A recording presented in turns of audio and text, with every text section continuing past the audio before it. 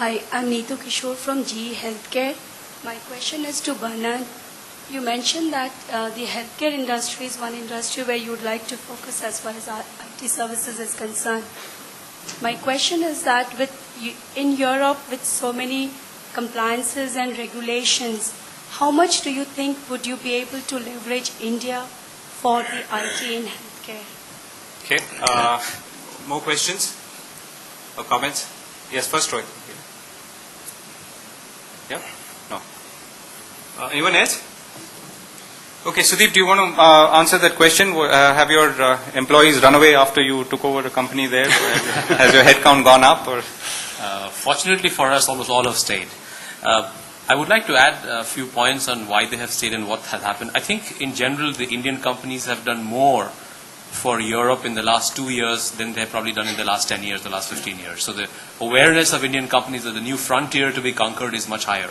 And you see that in the balance sheet and annual report of all the companies and going ahead. The earlier question, there was a point about selling styles and relationship styles. And I have worked 11 years in India, then I worked 6 years in the US, and then I worked 4 years in Europe, and then I have come back last 2.5, 3 years. And I disagree with both Stefan and with Subhash. I think that we all look at Europe as Europe. Europe is not Europe. It's a combination of 25 countries today. And they're all different, and therefore is very multicultural. And intrinsically, we in India are multicultural. So it should naturally be easy for us. If I had to unlearn my selling and relationship style that I had in the US when I came to Europe to come back to my Indian style of selling a relationship. And that was more successful than the American style. So I think it is more close to, but what happens is, the so-called blessing we have of NRI, non-resident Indian, it is almost exclusively all from US today, not from Europe at all. And that probably taints our thinking more towards the American way of thinking.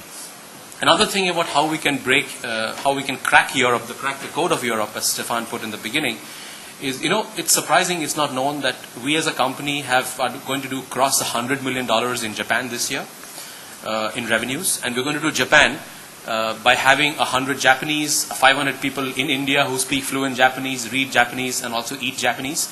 So we have taken Japan as a challenge. Rather than take Europe as a challenge, which is too big, I think we should pick 1 or 2 countries and just go full deep into that country. If you want to be French, have French people by the lots, make them the country head, make them a member of the board, give them delivery capability. So rather than choose Europe or continental Europe as a big challenge, just take 2-3 countries and replicate the successful model of Japan, and that will probably give a big success to all of us. The advantage of Europe is that if you are doing the bare minimum you need to do, people don't leave. It is not at-will employment in Europe like it is in the US. We've had far higher attrition losses from acquired companies in US than we've had in Europe. Europe we have, you almost have to pay people to go if you don't want them to be there, right? That's the way it is in Europe. So you don't have that that syndrome in the Europe at all.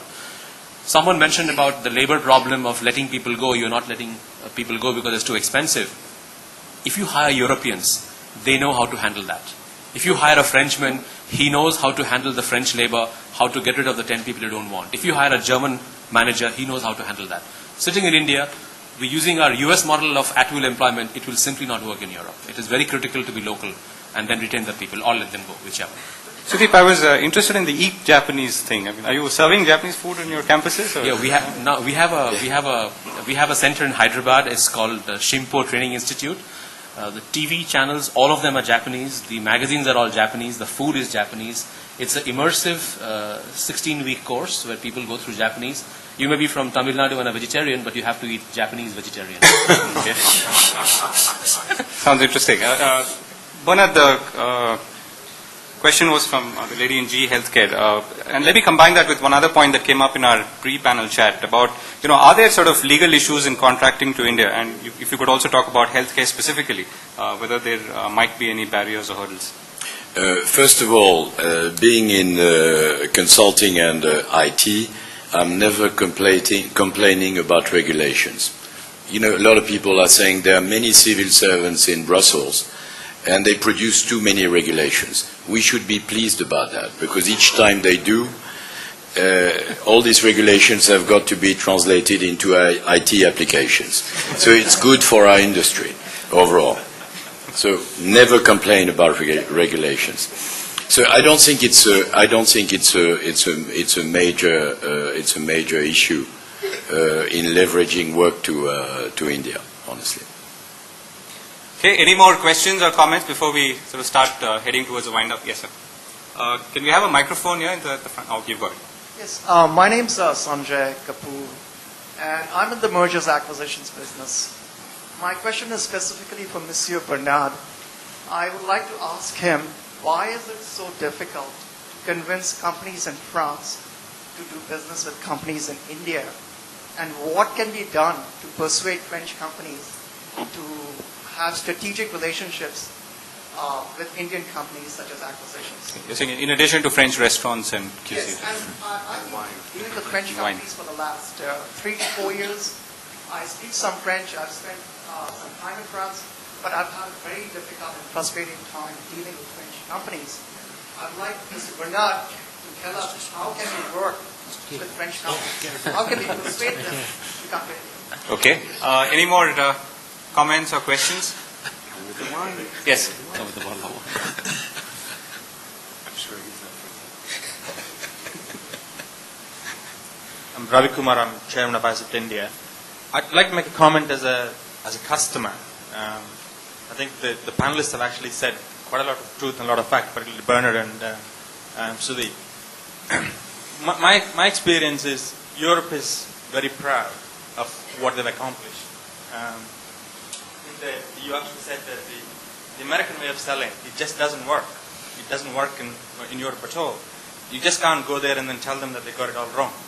And then, I'm just going to transform this into it. I think there's a lot of lessons, and I think that I've learned that personally, having sort of Europe my home life.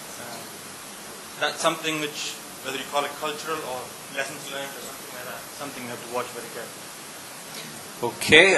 Any more questions or comments?